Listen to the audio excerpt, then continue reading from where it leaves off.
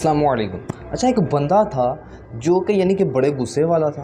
اس کے پاس ایک شخص گیا اور اسے جا کے پیچھے سے اس نے چھیڑا تو اس کو بڑا غصہ آیا۔ وہ ظاہر ہے بڑے غصے والا تھا، تو اس نے اس بندے کو پکڑ کر جس نے اسے چھیڑا تھا اسے کافی مارا اور زخمی کر دیا اور وہ ہاسپٹل چلا گیا۔ اور اسی طرح ایک بندہ جا رہا تھا اور نالی بہہ رہی تھی گندی سی، ظاہر ہر گلیوں وغیرہ میں ہوتی ہے، تو اس نے ایک پتھر پکڑا اور نالی میں دے مارا۔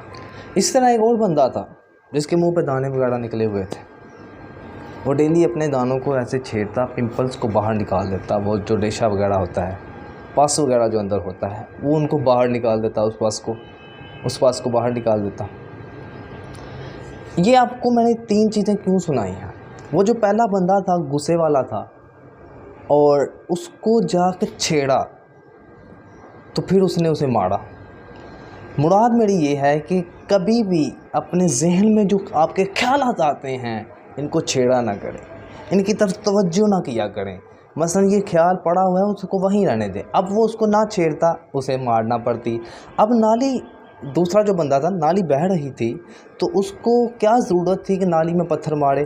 اسے میں یعنی کہ پتھر اس نے جب مارا تو پہلے تو بدبو وغیرہ نہیں آ رہی تھی، صاف ماحول تھا، خوشبودار ماحول تھا، لیکن جب اس نے اس میں پتھر مارا تو وہاں سے بدبو آنے لگی۔ کسی کو چھیڑنا نہیں چاہیے۔ اب اسی طرح دانے اس کے منہ پر نکلے ہوئے تھے شخص کے، تو اس نے ان دانوں کو ایسے کرتا رہا اور وہ بڑھتے گئے اور منہ پر نشان بھی پڑ گئے، اسی وجہ سے کہ اس نے ان کو چھیڑا ہے۔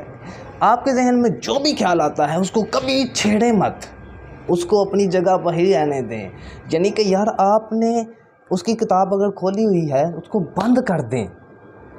ایک مثال کے طور پر آج کے ڈیجیٹل دور میں اگر ایک مثال کے طور پر آپ کو سمجھانا چاہوں، مثال کے طور پر آپ کو کوئی میسیج کرتا ہے، السلام علیکم، آپ کو میسیج آ گیا، آپ اس کو اس کا جواب دینے کے لیے وعلیکم السلام کا ایک میسیج سینڈ کر دیتے ہیں۔ میسیج سینڈ ہو گیا۔ اب اس کو دوبارہ سوچنے کی ضرورت نہیں ہے، ایک چیز ہو گئی، اب اس کو سوچنے کی ضرورت نہیں ہے۔ اپنے سر سے یہ بوجھ پریشانیوں کا، وسوسوں کا، بے جا سوچنے کا اتاریے اور فریش رہیے بھائی۔